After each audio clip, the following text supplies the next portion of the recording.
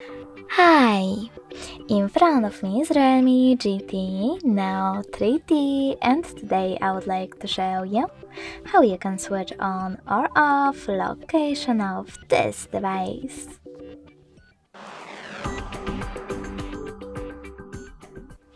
First of all, go into Tab menu and look for location icon. When you find it, click on it. Then in this pop-up, select Close and go back to your shortcut menu.